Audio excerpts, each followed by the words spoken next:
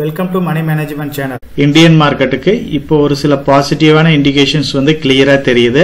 பர்டிகுலரா rate cut ஆனதும் சரி, இந்தியாவுக்கும் யூஎஸ்க்கும் இருக்கிற இந்த டேரிஃப் ப்ராப்ளம் எல்லாம் செட்டில் ஆகிறதுக்கு வாய்ப்பு இருக்குன்ற வகையில நம்ம மார்க்கெட் வந்து கொஞ்சம் பாசிட்டிவா டர்ன் ஓவர் ஆக ஆரம்பிச்சிருச்சு.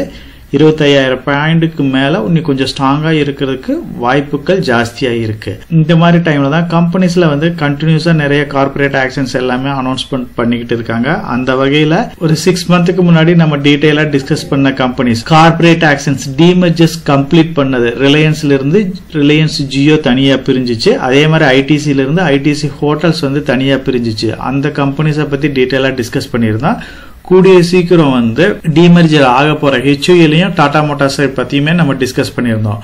ஸோ மார்க்கெட்ல இப்ப இருக்கிற சிச்சுவேஷனை பாத்தீங்க அப்படின்னா இந்த கம்பெனிஸ் வந்து ட்ரேட் ஆகிற விதங்கள், அதோட பேரண்ட் கம்பெனியை விட அதிலிருந்து பிரிஞ்சு போன சைல்டு கம்பெனிஸ் வந்து எக்ஸலண்டா பர்ஃபார்ம் பண்ணுது.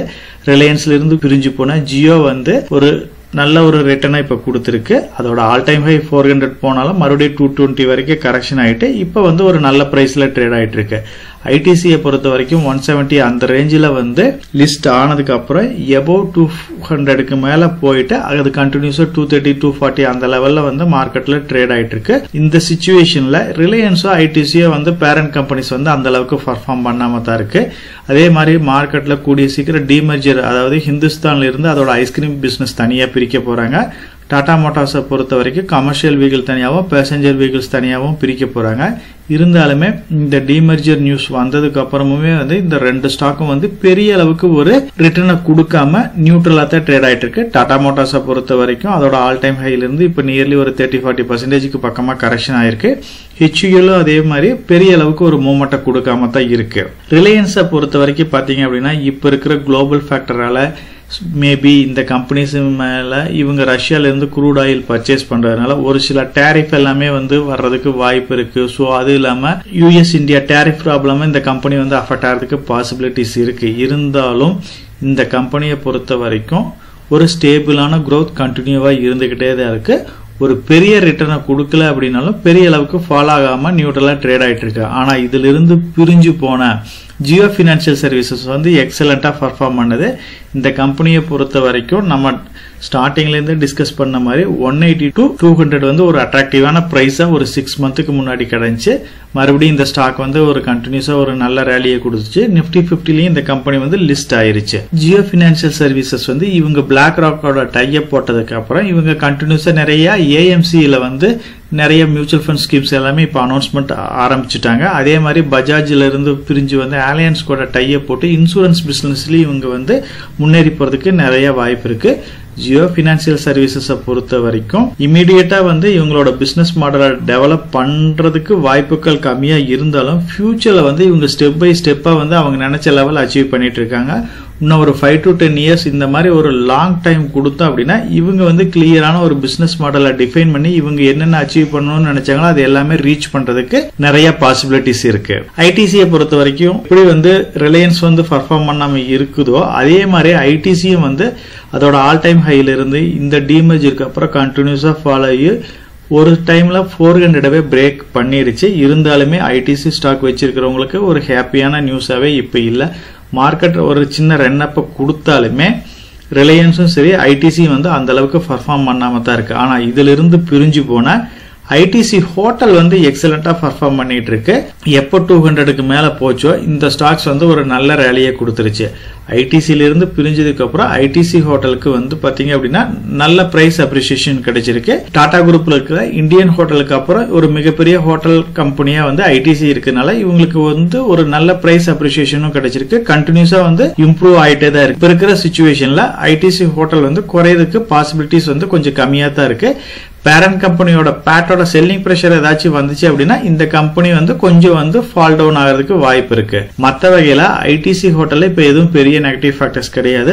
நீ வரப்போற நாட்கள்ல டிமர்ஜர் ஆக போற HUL பாத்தீங்க அப்படின்னா பெரிய அளவுக்கு பர்ஃபார்ம் பண்ணாம தான் இருக்கு. HUL மட்டும் கிடையாது, FMCG செக்டர்ல இருக்கிற ITC, Nestle, Britannia, Tata consumer இது எதுவுமே வந்து அந்த அளவுக்கு ஒரு அட்ராக்டிவான ரிட்டர்னை வந்து ரீசெண்ட் டைம்ல கொடுக்காம தான் இருக்கு. GST டாரிஃப் அட்ஜஸ்ட்மெண்டால பாத்தீங்க அப்படின்னா FMCG செக்டர் வந்து நல்ல பெனிஃபிட் ஆக போகுது. ஸோ அதனால வந்து இவங்களோட சேல்ஸ் வந்து கொஞ்சம் ஜாஸ்தி ஆகிறதுக்கும் நீ வரப்போற நாட்கள்ல பிரகாசமா இருக்குது. HUL பொறுத்த வரைக்கும் இவங்களோட ஐஸ்கிரீம் பிசினஸ் வந்து தனியா பிரிக்க போறாங்க. குவாலிட்டி வால் ஐஸ்கிரீம் பிசினஸ் வந்து 1:1 ரேஷியோல கொடுக்க போறாங்க. ஒரு HUL ஷேர் இருக்குது அப்படின்னா அதுக்கு ஈக்குவலா வந்து ஒரு ஐஸ்கிரீம் பிசினஸ் ஷேர், குவாலிட்டி வால் ஷேர்ஸ் வந்து கொடுக்க போறாங்க. இதுக்கு உண்டான டேட் இன்னும் அனௌன்ஸ்மெண்ட் கொடுக்காம இருக்காங்க. கூடிய சீக்கிரம் இதுக்கு உண்டான ரெக்கார்ட் டேட் எல்லாமே கொடுக்கறதுக்கு வாய்ப்பு இருக்கு. HUL பொறுத்த வரைக்கும் FMCG செக்டர்ல வந்து தவிர்க்க முடியாத கம்பெனி தான். ரீசெண்ட் டைம்ல வந்து இது பெரிய ஒரு ரிட்டர்னை கொடுக்காம தான் இருக்கு. எல்லாருக்கும் மிகப்பெரிய எதிர்பார்ப்பை ஏற்படுத்தி இந்த டாடா மோட்டார்ஸ் வந்து மறுபடியும் வந்து ஒரு நல்ல ஃபால் டவுனை பார்த்திருக்கு. பர்டிகுலரா இப்ப நம்ம டிஸ்கஸ் பண்ண ஸ்டாக்ஸ்லயே மேக்சிமம் எல்லாத்தோட ஹோல்டிங்ஸ்லயே ITCயும் டாடா மோட்டார்ஸும் கண்டிப்பா இருக்கும். டாடா மோட்டாருமே அதோட ஆல் டைம் ஹைல இருந்து ஒரு 30 to 40% பக்கமா கரெக்ஷன் ஆயிருக்கு.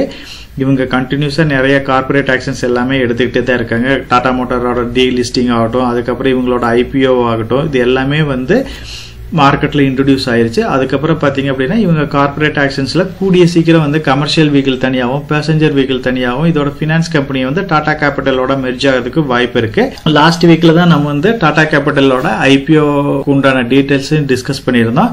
டாடா மோட்டார் வந்து எப்போ வந்து கமர்ஷியல் வெஹிக்கிள் தனியா, பேசஞ்சர் வெஹிக்கிள் தனியா அப்படின்னா இந்த இயர் எண்டுக்குள்ள பிரியறதுக்கு வாய்ப்புகள் நிறைய இருக்கு. அப்படி பிரிஞ்சு இண்டிவிஜுவலா இவங்க பர்ஃபார்மன்ஸ் பேலன்ஸ் ஷீட்டை செக் பண்ணோம் அப்படின்னா இது வந்து எப்படி ஃபியூச்சர்ல பர்ஃபார்ம் பண்ணும் அப்படிங்கறத எக்ஸாக்டா நம்ம அனலைஸ் பண்ண முடியும். அது வரைக்கும் இந்த கம்பெனி வந்து ஒரு சின்ன ஆசிலேஷன்ல இருக்கிறதுக்கு நிறைய பாசிபிலிட்டிஸ் இருக்கு. இப்ப நம்ம டிஸ்கஸ் பண்ண ஸ்டாக்ஸை பொறுத்த வரைக்கும் பாத்தீங்க அப்படின்னா பேரண்ட் கம்பெனியா இருக்க HUL ஆகட்டும், டாடா மோட்டார்ஸ் ஆகட்டும், ITC ஆகட்டும், ரிலையன்ஸ் ஆகட்டும், இது வந்து நம்ம பெரிய அளவுக்கு ஒரு growth கொடுக்கல. ஸோ எதனாலன்னு பார்த்தீங்கன்னா இதெல்லாம் வந்து ஓரளவுக்கு ஸ்டேபிளான கம்பெனி.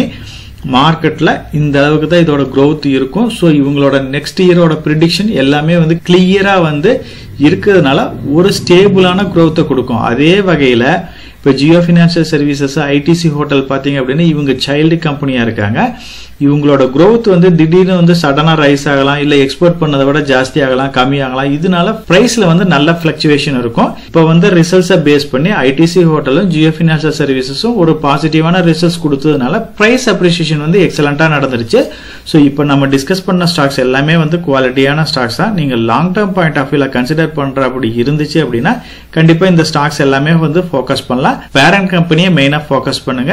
ITC ஹோட்டலும் ஜியோ ஃபினான்ஷியல் சர்வீசஸும் வந்து இப்போ பிரைஸ் வைஸ் வந்து கொஞ்சம் காஸ்ட்லியா தான் இருக்கு. அதை வாட்ச் லிஸ்ட்ல வச்சுக்கோங்க. கரெக்டான டைம் வர்றப்ப இதுல என்ட்ரி கொடுக்கலாம்.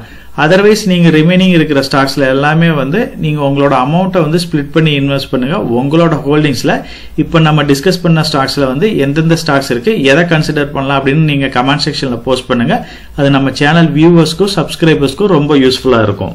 நம்ம சேனல் மெம்பர் கம்யூனிட்டியில போர்ட்போலியோ அப்டேட், அதாவது என்னோட போர்ட்போலியோல என்ன ஸ்டாக் பை பண்றேன், என்ன ஸ்டாக் செல் பண்றேன், என்னென்ன சேஞ்சஸ் பண்ணிட்டு இருக்கேன், இதை பத்தி இன்ஃபர்மேஷன்ஸ் வந்து ஷேர் பண்ணிட்டு இருக்கேன். டெய்லி மார்க்கெட் அப்டேட் வந்து முடிஞ்ச வரைக்கும் போஸ்ட் பண்ணிட்டு இருக்கேன். கார்பரேட்ல என்னென்ன ஈவென்ட் இருக்கு, நம்மளோட இந்திய எக்கனாமியை பத்தி ஒரு சில யூஸ்ஃபுல்லான இன்ஃபர்மேஷன்ஸ் எல்லாமே ஷேர் பண்ணிட்டு இருக்கோம். மெம்பர் கம்யூனிட்டியில ஜாயின் பண்ணி இதை ரெகுலரா ஃபாலோ பண்ணீங்க அப்படின்னா உங்களுக்கு நாலேஜ் இம்ப்ரூவ் ஆகிறது மட்டும் இல்லாம உங்களோட போர்ட்போலியோவை ஹெல்த்தியா பில்ட் பண்றதுக்கு எல்லா வகையிலையும் சப்போர்ட்டிவா இருக்கும். நான் ஒரு செபி ரிஜிஸ்டர்ட் அட்வைசர் கிடையாதுங்க.